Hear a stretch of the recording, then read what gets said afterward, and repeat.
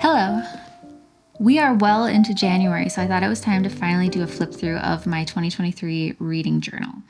This was the first time actually journaling like this, and I had a lot of fun doing it. In 2022, I used my Reading Life Journal by Anne Bogle. She's the host of the What Should I Read Next podcast. This was the first time that I ever actually consistently wrote about what I was reading. Before, I would just write down a few notes here and there.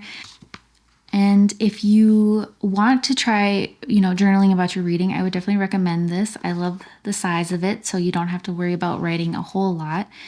And she has plenty of lists and lots of pages for writing down what you want to read and quotes and stuff. Definitely recommend this. I really enjoyed it, but I wanted to do something a little bit more artsy, so I started a kind of a bullet journal. My stupid gigapet is ribbiting at me.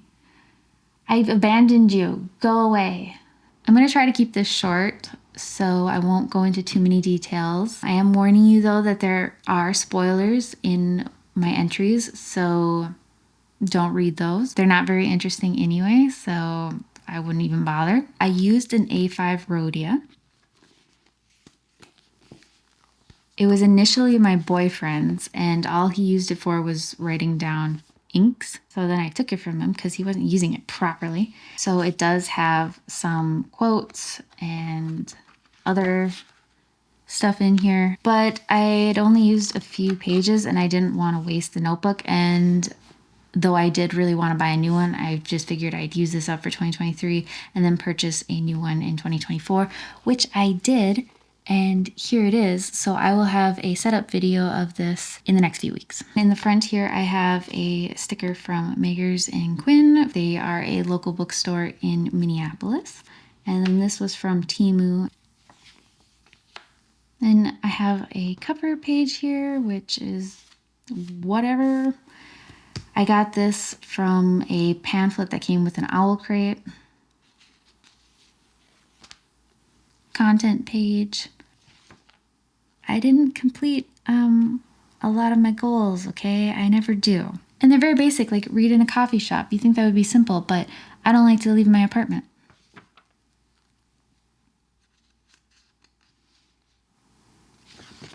This one I was most excited about, and I did not keep up with it. I have so many unread books that I want to read those before I purchase more, but I'm still letting myself buy some. So I was just hoping that this would be a fun little challenge to, slow down my purchasing. But I cross off one of these for every standalone or for every series that I finished or for every 5 unread books that I get rid of. I started the year with 506 unread books and I ended with 460. And I forgot to highlight some stuff. I want to get this number down to something a little bit more reasonable, a little bit more manageable, a little bit less overwhelming. I barely use this. I set this up so that I could keep track of any new releases that I was interested in. And at the beginning, I was checking off every day that I read, and I read pretty much every day, so it's not like something I need to keep up with. So I thought it would be fun to do themed months. And then I chose books based on those themes as my TBR. It was basically just an excuse to make lists. Then we have the best book of 2023. Should we do this now? Should we fill this out? I think we should. I've been holding off filling this in so I could do it with you guys. I didn't read a book in December, so this gets a unhappy face.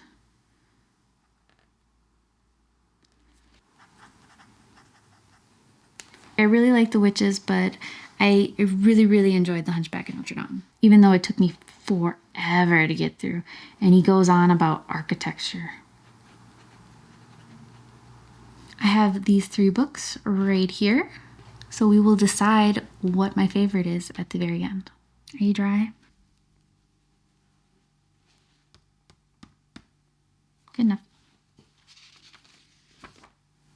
So I read 78 books this year. purchased 76. That's ridiculous. 2 books. Two books less than what I read. Oh my God, I have problems. But I did unhaul quite a few.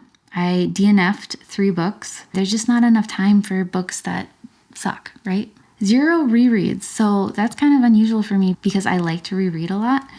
And when I'm reading a series, I tend to read them very far apart and I forget what happened before. So then I end up having to reread it. And then my most read author was Joseph Delaney.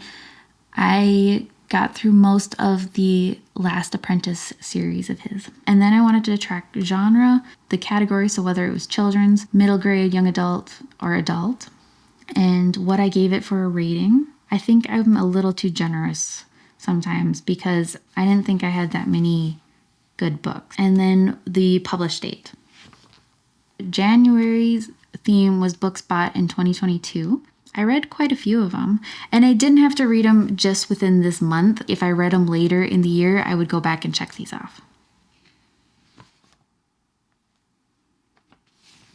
So we have my first top 3 books, Ayoade on Top by Richard Ayoade. This is a nonfiction book where he writes an analysis of Gwyneth Paltrow's movie View from the Top, where she becomes a stewardess, or a flight attendant. And it's freaking hilarious. I marked a bunch of passages that I thought were funny, but I could have used like a lot more book darts on this. And he has footnotes. I read Rebecca for the first time. That was really good. This is the other half of my cover page thing that I got from Owl Crate. February's theme was romance. I don't mind stories with romance in it, but I'm not like a big romance genre reader. These are actually from a candy bar wrapper. I save everything. This is another reason why I wanted to do this kind of journaling, because I have so many scrap bits of paper. I just wanted to use them up, and I thought this would be a fun way to do that. I don't usually put book covers in this journal, but because I got this from Owl Crate, it came with a pamphlet that had a picture of the book on it, so I cut it out and put it in here. I am donating this book. I just didn't care for all the teenage drama in it. I don't like this one. This one I thought kind of turned out cute. It's kind of cute. I can't read Hangul, but I had these stickers, and this is translated from Korean. So I hope these say nice things. This is Hiya. This is garbage. I test out these stamps before I use them, and then I go to actually use them on the page, and it screwed up. So this looks horrible. And I didn't know this went through until after I had done everything. March's theme was Irish authors and green covers. I kind of liked how this one turned out.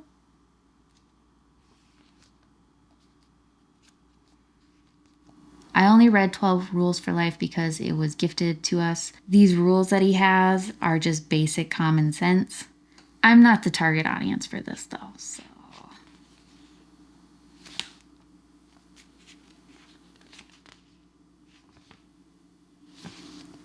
These are hideous. I don't know what I was doing. I had a big sticker and I just cut it up and put it in here. I didn't know how to use the sticker. And then this is not great either. Hideous. I'm having trouble speaking today and I don't know why. I saved my favorite type of stories, which are fairy tale retellings, for April, which is my birthday month.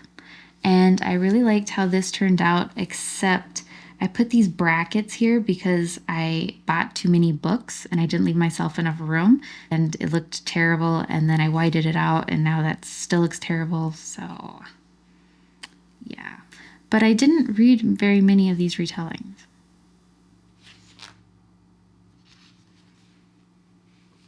These are from a bark box. These are, yeah. Yep. May's theme was flowers. I think I wrote books published here instead of purchased.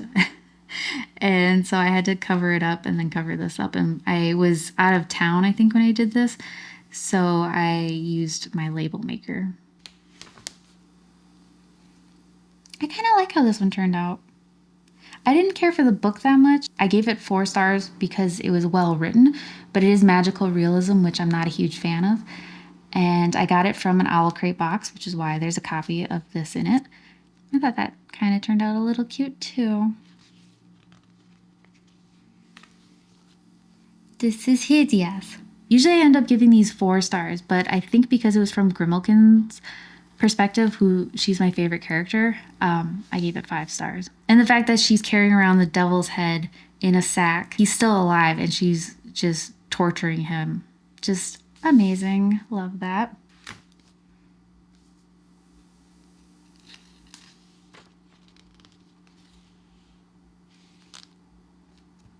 This one isn't the greatest, but I did have these stickers probably since elementary school. So this is a way of getting me to use a lot of the stuff I've been hoarding for years. Because I purchased so many books, I stuck this in here. Moby Dick was actually very surprising. I actually quite liked it. It does get a bit much. He does go on a lot about sperm. Oh my god, I just died. This was actually quite fun. This is hideous. This was a really good book though. It's set in South Korea during the 60s. This I don't like. This is whatever. So Daddy Longlegs is one of my top 3 books this year. It's about a young girl named Judy whose writing catches the attention of a wealthy gentleman, and he pays for her to go to a private school. So he gets her out of the orphanage, and she doesn't know who he is. She's not supposed to know anything about him. She's not even supposed to ask questions about him, but she's supposed to write to him every month. And so this is an epistolary novel of her letters to him. Her voice is amazing. She's so funny and clever. I loved it so much that I immediately went and purchased the sequel, Dear Enemy. This was published in 1915. I think I bought the first edition, unless someone's messing with me. I have not read this yet. It follows a different character in the book. And it's been a little while since I read this, so I've already kind of forgotten a little bit. And then I was like, well, I need to get one to match it. Like, you know, I need to get the older edition of the first book. So I purchased this one. And I don't know if this is the first edition. Published 1912.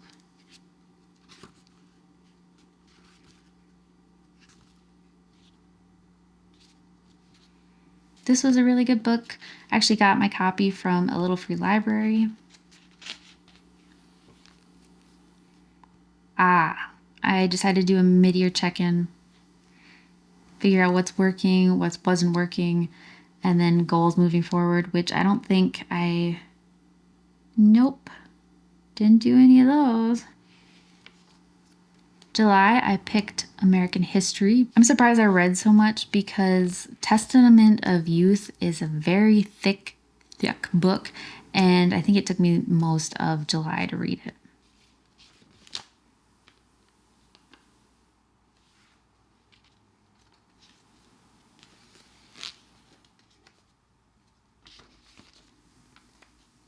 I like this book, but I'm going to end up donating it. I think I just don't feel the need to hold on to it. Blood Meridian. Okay, I really loved Cormac McCarthy's The Road. That was a 5-star read for me. Really enjoyed it. I can't. I hated it. I gave it 5 stars for craft. Like, I get that it's a really good book. Why did so many animals have to die? I usually only do 1 page per book, but since this is the start of a new month, I had this extra page here, so I stuck this in. I hate this. I was trying something out here with some stamps, and I don't like how it turned out.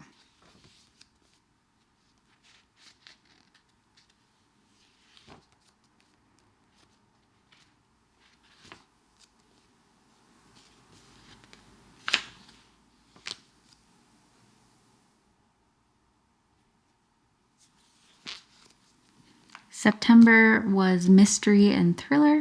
And of course, I didn't leave enough room for books purchased, so I have these two up here.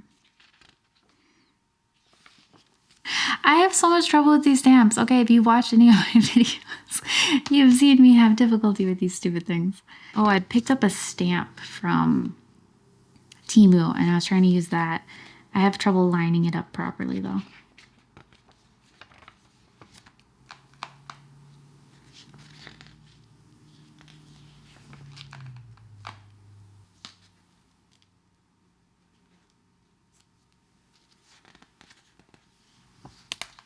October is usually when I do my most reading. There's something about October that makes me just want to sit curled up by the fire, drinking cider and reading horror. Look at the creepy child. I love it. I've had this mouse sticker probably since elementary school, and I finally had a use for it because in the story, the main character gets turned into a mouse.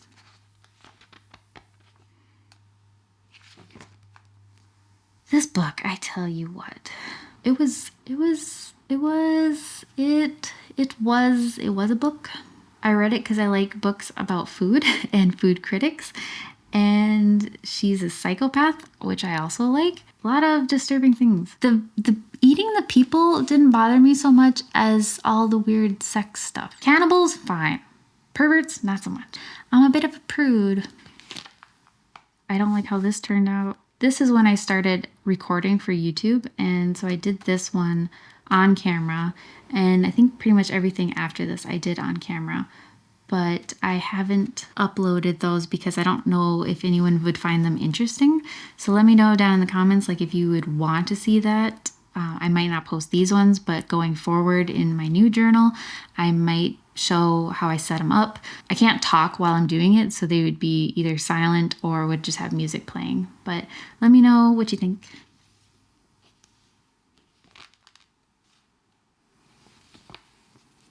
I'm really bad at drawing, so what can you do? November's theme was books in translation. Bücher zum Lesen, which means books to read. Yonda Hon, which means books read. And then Katta Hon, which means books purchased. And November. Oh God. And you can see I didn't read a ton of these because The Hunchback of Notre Dame took me for freaking ever to read. But it's one of the top 3. And it's a lot different than the movie, I will tell you that. Disney lied to me. They lied to all of us.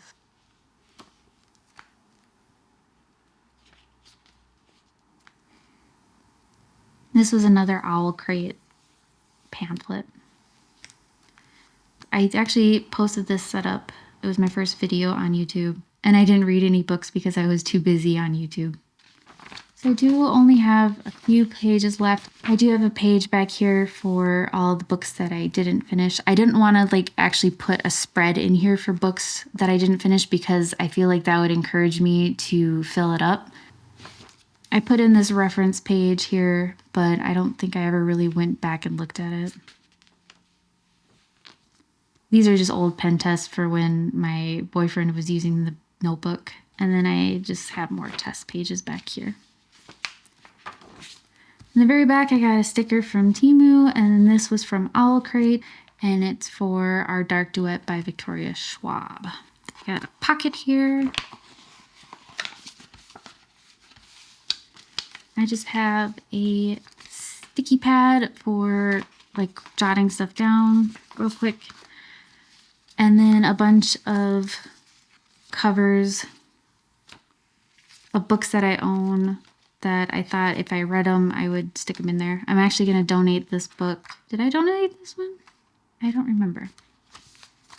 I think I'll migrate all this to my new journal. It's time. It's finally time. What are we thinking? I don't know. 3 very different books here. Satire, children's fiction, French literature. I think we can rule out this. I really enjoyed it, but there were parts that I got kind of bored with. And it's very sad ending. These two, I was laughing out loud for both of them. He's really cute, and I just think he's the bee's knees. This is an older book, and it's a classic, and I purchased the first edition. I even have a ink color with this name now. Okay, let's judge it by its first sentence. On behalf of myself and the entire Ayawadi team, welcome to Ayawadi on Top. The first Wednesday in every month was a perfectly awful day, a day to be awaited with dread, endured with courage, and forgotten with haste. I feel that. I read this one first. This one was published first. Okay, let's just say I love them both equally, and we'll go with Ayawadi on Top. Or, I don't know. Gosh. This is a dumb thing. Why did I do this? And I set it up for next year, too. Can I put them both? Do I really want a book about a Gwyneth Paltrow movie to be my favorite? It makes me think of the song Matinee on Top by Stray Kids, so we're going to go with Ayawadi on Top. Okay, I did it.